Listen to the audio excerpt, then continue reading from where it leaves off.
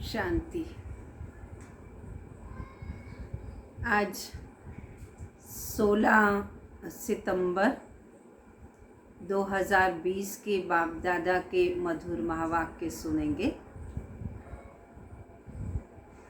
बाबा है दुख हरता सुख करता, तो बच्चों को भी बाप समान सबको सुख देना है। दुख देने का कभी भी ख्याल बच्चों को नहीं आना चाहिए। बाबा कहते जो बच्चे हमेशा बाबा की श्रीमत पर चलते हैं, पढ़ाई पढ़ते, पढ़ाई से गैलप करते जाते हैं, आगे बढ़ते जाते हैं, उन बच्चों की हमेशा उन्नति होती है। उन बच्चों को बाबा से आशीर्वाद दुआएं मिलती हैं। ऐसे बच्चे जिनकी जीवन की निजी धारणा बहुत अच्छी होती है, जो आपस में बहुत प्यार से रहते हैं, लड़ते झगड़ते नहीं हैं, तो वे बच्चे ही शीरखंड में ऊंच पद पाते हैं। सत्युगी दुनिया में जाना वह भी आसान है, परंतु सत्युगी दुनिया में ऊंच पद पाना, उसके लिए धारणा की बात चाहिए। जीवन में जितनी धारणाएं होंगी, दैवी गुण होंगे, उसके आधार से ऊंच पद की प्राप्ति होगी। तो बाबा कहते हैं बच्चों को श्रीमत का सदा कदर रखते हुए, पढ़ाई का कदर रखते हुए अपने पद को ऊंचा बनाते जाना है। सुनेंगे बाबा के महावाक्य। मीठे बच्चे, बाप आए हैं सबके दुख हर कर सुख देने, इसलिए तुम दुख हरता के बच्चे किसी को भी दुख मत दो। तुम हो ही दुख हरता के बच्चे, जो सारी दुनिया की बिगड़ी को बनाने वाला है, सभी को दुखों से मुक्त करने वाला है। ऐसे परम हितैषी के बच्चे, बाबा कहते ऐसे बच्चों को भी किसी कारण से भी दुख नहीं देना है। प्रश्न है, ऊंच पद पाने वाले बच्चों की मुख्य निशानी क्या होगी? कैसे मालूम पड़ेगा कि ये बच्चे ऊंच पद पाएंगे? वे सदा श्रीमत पर चलते रहेंगे, कभी भी हठ नहीं करेंगे, अपने को आपे ही राज तिलक देने के लिए पढ़ाई पढ़कर गैलप करेंगे, अपने को कभी घाटा नहीं डालेंगे, सर्व प्रति रहमदिल और कल्याणकारी बनेंगे, उन्हें सर्विस का बहुत शौक होगा, कोई भी तुच्छ काम नहीं करेंगे, लड़ेंगे झगड़ेंगे नहीं। हम सभी को ये सारी निशानियां सुनते हुए चेक करना है, क्या ये सारे लक्षण हमारे अंदर हैं? यदि हैं तो निश्चित है कि ऊंच पद मिलेगा ही। गीत है, तूने रात गवाई सोए के, दिवस गवाया खाए के, हीरे जैसा जन्म अमोलक, कौड़ी बदले जाए रे। जबकि हमें हीरे जैसा जन्म मिला है, मानुष्य जीवन मिला है, इसमें हमें अविनाशी कमाई को जमा करना है। कौड़ियों के पीछे अपने जीवन को बर्बाद नहीं करना है। ओम शांति। रूहानी बच्चे रूहानी बाप के सामने बैठे हैं, ठीक है। इसी स्मृति में सब बैठे कि हम रूहानी बाबा के सामने बैठे हैं, हम रूहानी बच्चे हैं। अब इस भाषा को तो तुम बच्चे ही समझते हो, कोई नया तो समझ भी ना सके उसे तो ये समझ नहीं आ सकता ये रूहानी बाप रूहानी बच्चे ये क्या होता है। हे रूहानी बच्चे, ऐसे कभी कोई कह ना सके, कहना आएगा ही नहीं। तुम जानते हो कि हम रूहानी बाप के सामने बैठे हैं, जिस बाप को यथार्थ रीति कोई जानते नहीं।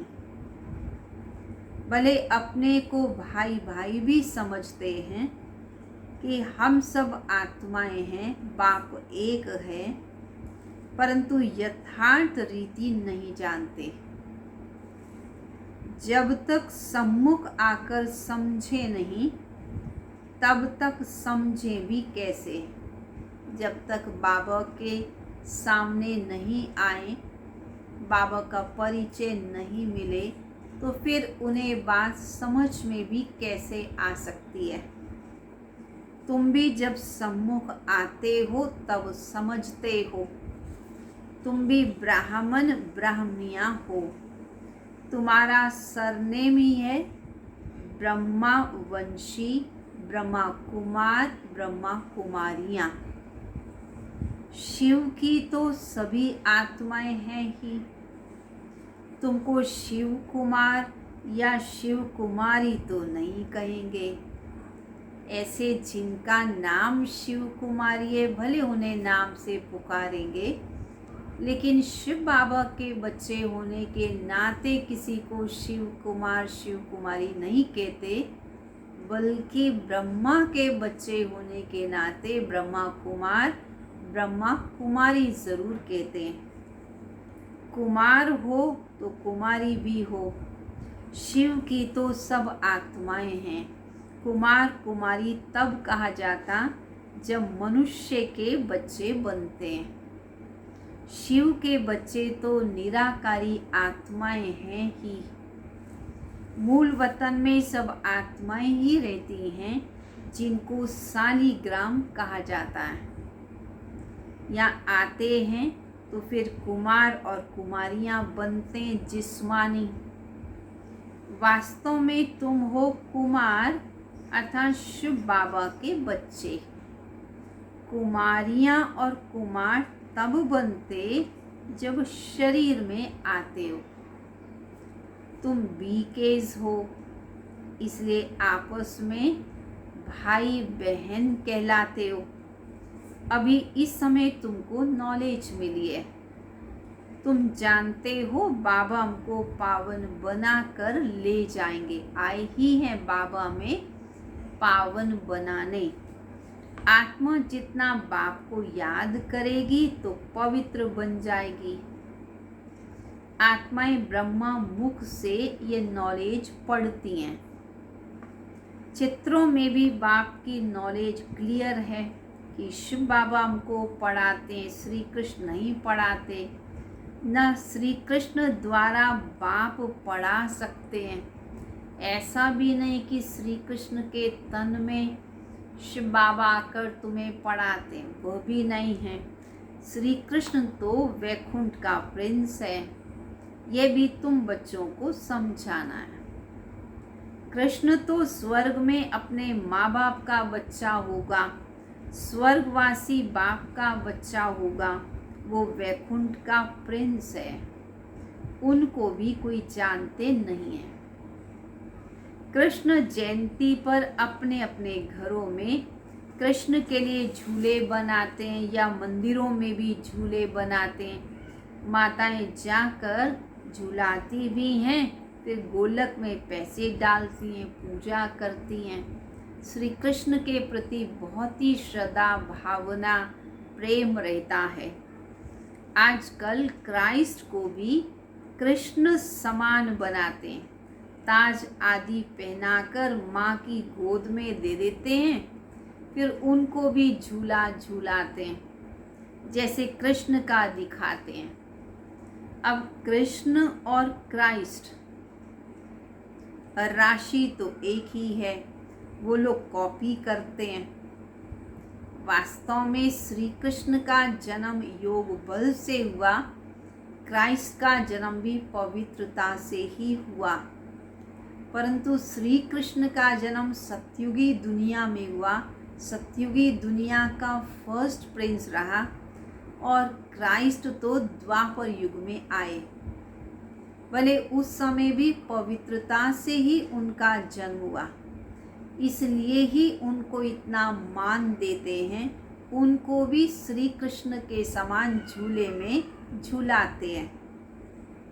तो क्राइस्ट के जन्म में और कृष्ण के जन्म में फर्क तो बहुत है। क्राइस्ट का जन्म कोई छोटे बच्चे के रूप में नहीं होता है।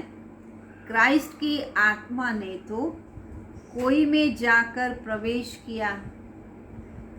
वास्तव में जो क्राइस्ट कहलाए, वह आत्मा दूसरे के तन में प्रवेश होती है और क्राइस्ट कहलाती है, फिर क्रिश्चियन धर्म की स्थापना करती है।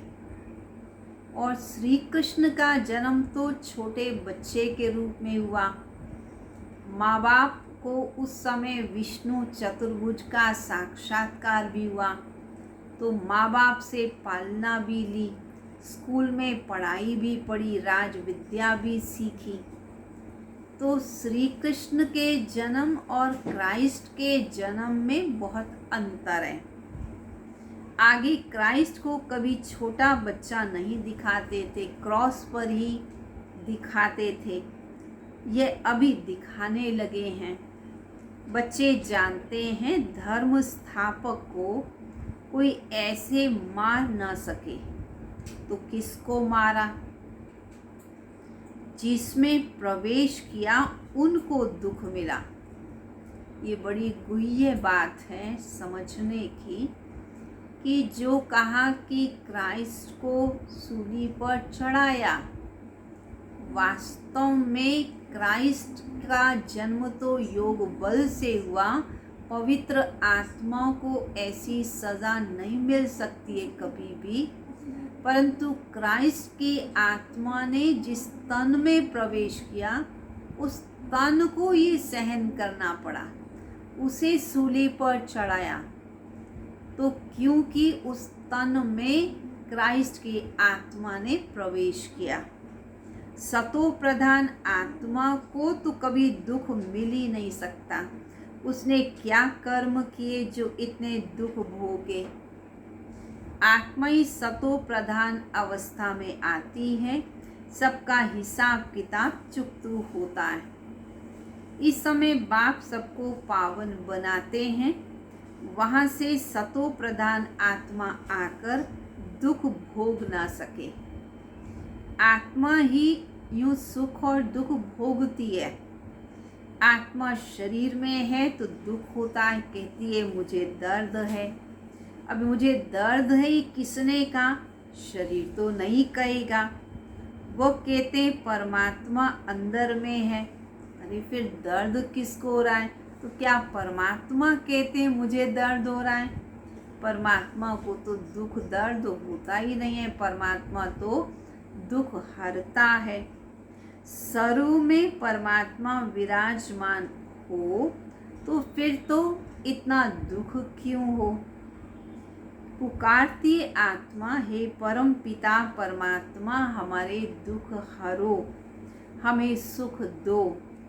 पारलौकिक बाप को ही आत्मा पुकारती है। अभी तुम जानते हो, क्या जानते हो?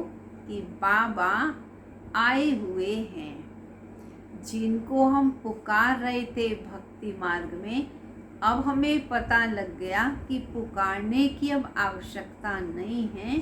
शिव बाबा तो स्वयं इस धरा पर आ चुके हैं, दुख हरने की युक्ति बता रहे हैं।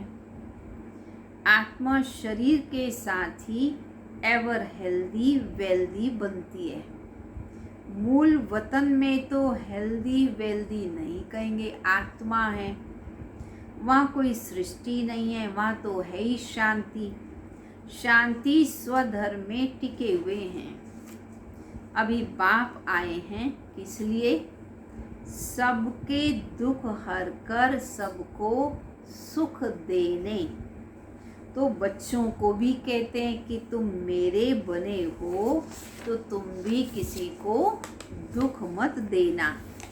ये लड़ाई का मैदान है, परंतु तुम्हारी लड़ाई है गुप्त, वह है प्रत्यक्ष।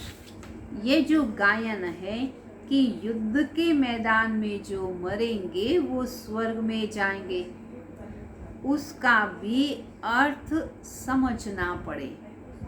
कौन से युद्ध के मैदान में मरेंगे तो स्वर्ग में जाएंगे? ऐसा नहीं कि जितने भी मिलिट्री वाले हैं तो अगर युद्ध के मैदान में मर जाएंगे तो स्वर्ग चले जाएंगे, नहीं। बल्कि इस समय जो शिव बाबा के बच्चे बने हैं, रूहानी पढ़ाई, राज्यों की पढ़ाई पढ़ रहे हैं, तो जो पढ़कर ऊंच पद पाएंगे वो तो स्वर्ग में जाएंगे ही, ऊंच पद पाएंगे। लेकिन बाई चांस यदि कोई पढ़ते पढ़ते शरीर छोड़ देते हैं, मर जाएंगे, तो भी स्वर्ग में तो ज़रूर आएंगे, क्योंकि पुरुषार्थ तो स्वर्ग में जाने का किया। तो इस लड़ाई का महत्व देखो कितना है। तो जो गुप्त लड़ाई करते हैं, विकारों पर जीत पाने की लड़ाई करते हैं, वो स्वर्ग में ज़रूर जाते हैं। बच्चे जानते हैं उस लड़ाई में मरने से कोई स्वर्ग में जा ना सके, परंतु गीता में भगवानुवाच्य है, उनको मानेंगे तो सही ना। भगवान ने किसको कहा? उस लड़ाई वालों को कहा या तुमको कहा? दोनों को कहा। उनको भी समझाया जाता है, अपने को आत्मा समझ, बाप को याद करो। ये सर्विस भी करनी है, दूसरों को ये संदेश देने की भी सर्विस करनी है। अब तुम स्वर्ग में अगर आना चाहते हो तो पुरुषार्थ करो। लड़ाई में तो सब धर्म वाले हैं, सिख भी हैं, वो तो सिख धर्म में ही जाएंगे। स्वर्ग में तो तब आ सकेंगे जब तुम ब्राह्मणों से आकर ज्ञान लेंगे। जैसे बाबा के पास आते थे तो बाबा समझाते थे कि तुम लड़ाई करते शिव बाबा की याद में रहोगे तो स्वर्ग में आ जाओगे। बाकी ऐसे नहीं कि स्वर्ग में कोई आकर के राजा बन जाएंगे, नहीं। जास्ती उनको समझा भी नहीं सकते, उनको थोड़ा ही ज्ञान समझाया जाता है। लड़ाई में अपने इष्ट देवता को याद सभी ज़रूर करते हैं। सिख होगा तो गुरु गोविंद सिंह को, गुरु नानक जी को याद करेंगे। ऐसा कोई नहीं है जो अपने को आत्मा समझ निराकार परमात्मा को याद करे। बाकी हाँ, जो बाप का परिचय लेंगे वो स्वर्ग में ज़रूर आ जाएंगे। सबका बाप तो एक ही है, पतित पावन है। वह पतितों को कहते, मुझे याद करने से तुम्हारे पाप कट जाएंगे और मैं जो सुखधाम स्थापन करता हूँ उसमें तुम आ जाओगे। लड़ाई में भी शिव बाबा को याद करेंगे तो स्वर्ग में आ जाएंगे। उस युद्ध के मैदान की बात अलग है और यहाँ पर विकारों से युद्ध करना और जीत पाना ये बात अलग है। बाप कहते ज्ञान का कभी भी विनाश नहीं होता है। शिव बाबा के बच्चे तो सब हैं। अब शिव बाबा कहते मामेकम याद करने से तुम मेरे पास आ जाओगे मुक्ति धाम में। फिर जो ज्ञान सिखाया जाता है वो पढ़ोगे तो स्वर्ग की राजाई मिल जाएगी। कितना सहज है। स्वर्ग में जाने का रास्ता सेकंड में मिल जाता है। हम आत्मा बाप को याद करती हैं। लड़ाई के मैदान में तो खुशी से जाना है। कर्म तो करना ही है।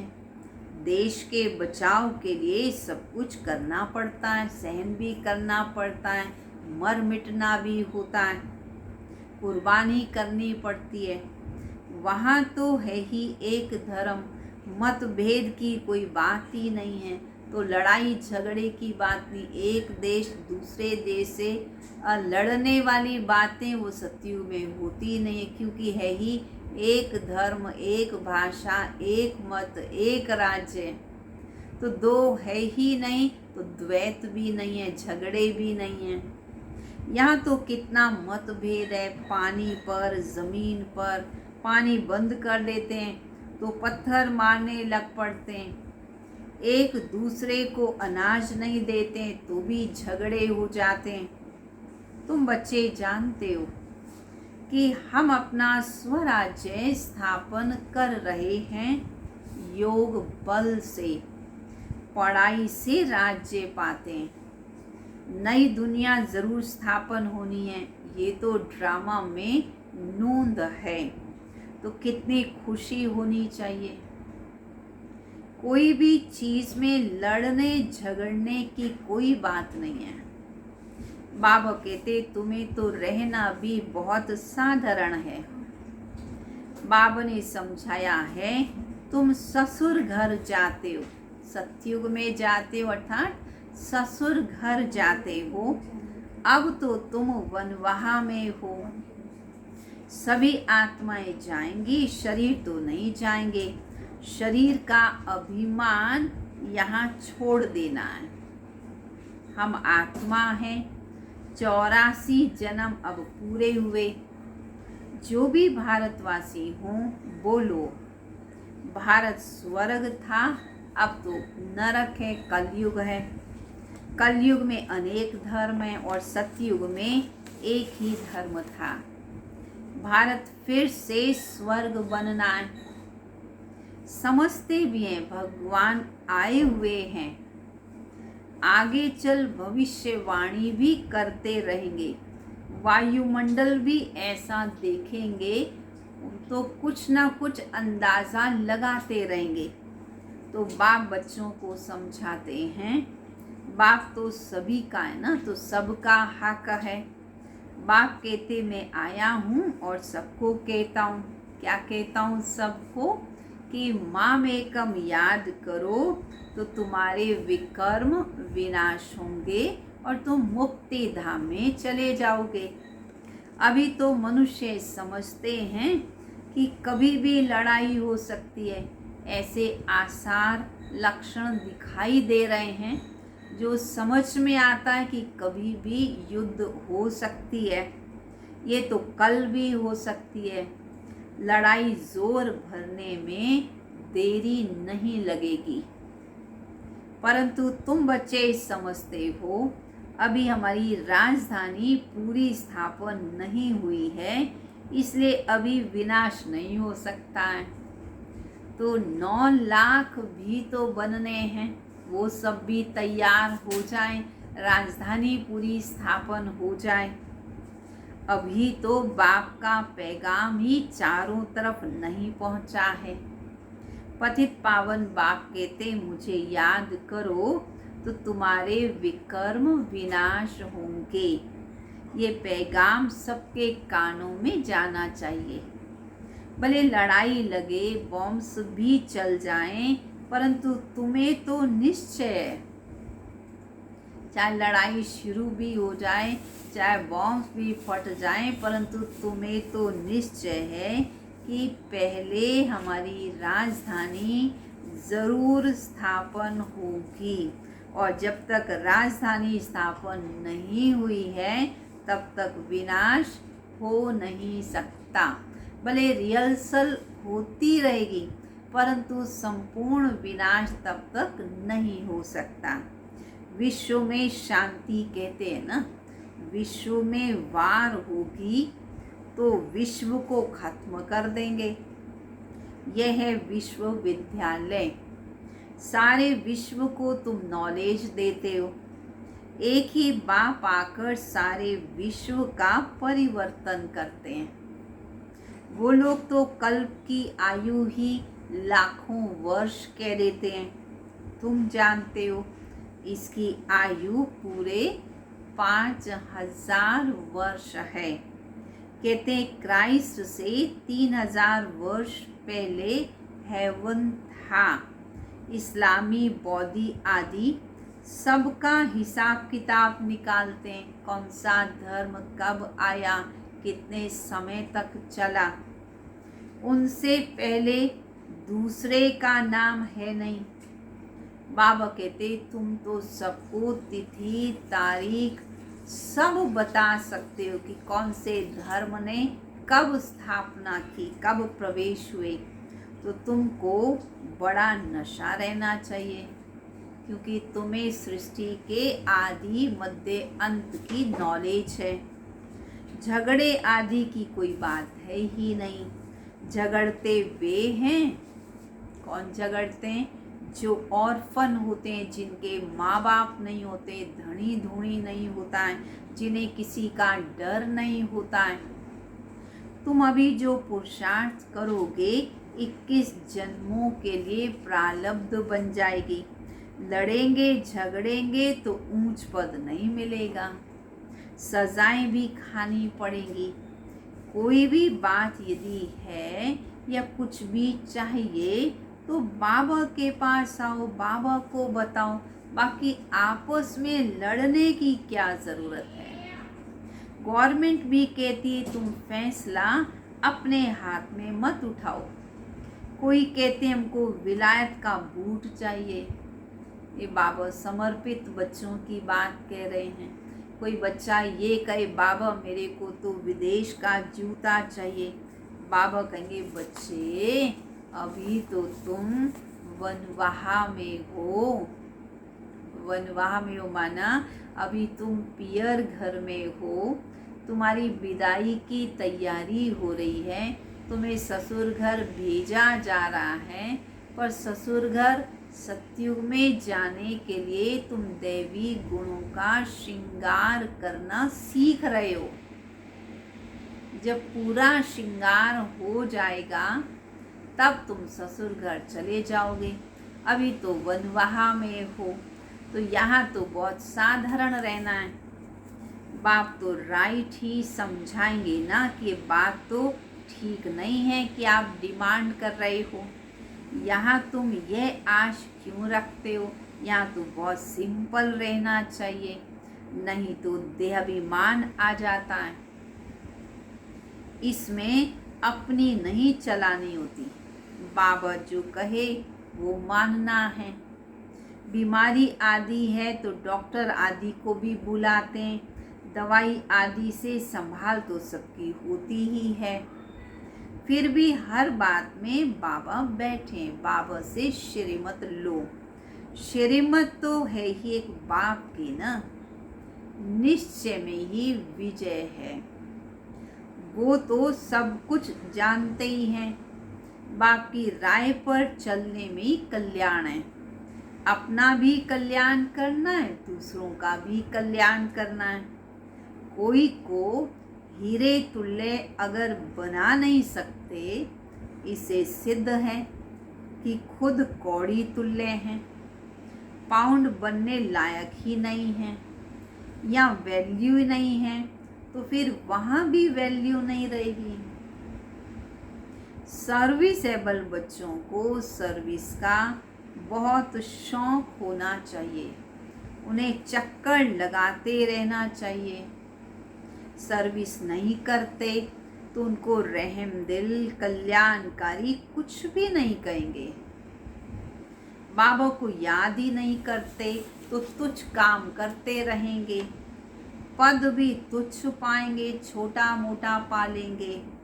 ऐसे नहीं, हमारा तो शिव बाबा से योग है ही। ऐसे खुश होते रहते हैं कि हमारा तो शिव बाबा से योग है ही, हमें सेवा करने की क्या ज़रूरत है। ये तो हैं ही बी के। शिव बाबा ब्रह्मा द्वारा ज्ञान दे सकते हैं। सिर्फ शिव बाबा को याद करेंगे तो मुरली कैसे सुनेंगे, और मुरली नहीं सुनेंगे तो नतीजा क्या होगा। पढ़ेंगे नहीं तो पद क्या पाएंगे। ये भी जानते हैं सबकी तकदीर में ऊंच पद नहीं है, वहाँ भी तो नंबरवार पद होंगे ना। पवित्र तो सबको बनना है, आत्मा पवित्र बनने बिगर तो शांति धाम भी नहीं जा सकती। बाप समझाते हैं तुम सबको यही ज्ञान सुनाते चलो। कोई भले अभी नहीं भी सुनते, आगे चलकर जरूर सुनेंगे। पर बाबा कहते आप बच्चे अपना काम उतारते जाओ, आप सबको संदेश देते जाओ। अभी कितने भी विघ्न तूफान जोर से आए, परंतु तुम्हें डरना नहीं है, क्योंकि नए धर्म की स्थापना होती है ना। तुम गुप्त राजधानी स्थापन कर रहे हो। बाबा सर्विसेबल बच्चों को देखकर खुश होते हैं। तुम्हें अपने को आपे ही राज तिलक देना है, श्रीमत पर चलकर। इसमें अपना हठ तो चल नहीं सकता, अपनी मत नहीं चलानी है। मुफ्त अपने को घाटे में नहीं डालना चाहिए। बाबा कहते बच्चे सर्विसेबल और कल्याणकारी बनो। स्टूडेंट को टीचर कहेंगे ना कि पढ़कर गैलप करो। तुमको 21 जन्मों के लिए स्वर्ग की स्कॉलरशिप मिलती है। डिनाइस्टी में जाना यही बड़ी स्कॉलरशिप है। तो पढ़ाई अच्छी तरह पढ़ के स्कॉलरशिप लेने लायक बनना है। अच्छा, मीठे मीठे सिकिलदे बच्चों प्रति माता पिता बाप दादा का याद प्यार और गुड मॉर्निंग। रूहानी बाप की रूहानी बच्चों को नमस्ते। रूहानी बच्चों की रूहानी बाप दादा को नमस्ते नमस्ते नमस्ते। धारणा के लिए मुख्य सार। संगम पर बहुत सिंपल रहना। क्यों? क्योंकि वनवाह में हैं। कन्या का जब विवाह होता है तो उसकी विदाई की तैयारी करते हैं, उसे हल्दी आदि लगाते हैं, तब वो पुराने कपड़े पहनती है ताकि कपड़े खराब ना हो। तो बाबा कहते आप बच्चों का संगम युग पे यही टाइम, हल्दी लगने वाला टाइम चल रहा है। माना तुम्हें रहना पुरानी दुनिया में है, इसलिए सिंपल रहना है, पर नई दुनिया के लिए अपने लक्षणों को, अपने संस्कारों को बदलना है। तो यहाँ पर वेशभूषा, चाल चलन ये बड़ी रूहानी तुम्हारी होनी चाहिए। तो बहुत सिंपल संगम युग पर रहना है, क्योंकि ये वनवाह में रहने का समय है। यहाँ कोई भी आश नहीं रखनी है, कभी भी अपने हाथ में लौ नहीं लेना है। लड़ना झगड़ना तो बिल्कुल भी नहीं है। किसी की लड़ने झगड़ने की यदि आदत होती है, उन्हें कोई भी बात समझाओ जो सही बात भी होगी वो भी उनको बुरी लगती है, क्योंकि लड़ाई के संस्कार पक्के हो गए हैं। तो निश्चित रूप से क्षत्रिय बनेंगे। पर बाबा कहते तुम्हें यदि सूर्यवंशी बनना है तो लड़ने झगड़ने की कोई भी बात नहीं होनी चाहिए। दूसरी बात, विनाश से पहले नई राजधानी स्थापन करने के लिए सबको बाप का पैगाम देना है कि बाप कहते मुझे याद करो तो विकर्म विनाश हो और तुम पावन बन जाओ। वरदान। बाप द्वारा सफलता का तिलक प्राप्त करने वाले सदा आज्ञाकारी, दिल तख्त नशीन भाव। भाग्य विधाता बाप रोज अमृत वेले अपने आज्ञाकारी बच्चों को सफलता का तिलक लगाते हैं। सुन रहे हैं सभी ध्यान से। बाबा अमृत वेले क्या करते हैं? अपने सभी आज्ञाकारी बच्चों को सफलता का तिलक लगाते हैं। आज्ञाकारी ब्राह्मण बच्चे कभी मेहनत व मुश्किल शब्द मुख से तो क्या संकल्प में भी नहीं ला सकते, वो सहज योगी बन जाते हैं। इसलिए कभी भी दिल शिकस्त नहीं बनो, लेकिन सदा दिल तख्त नशीन बनो, रहम दिल बनो। अहम भाव और वहम भाव को समाप्त करो।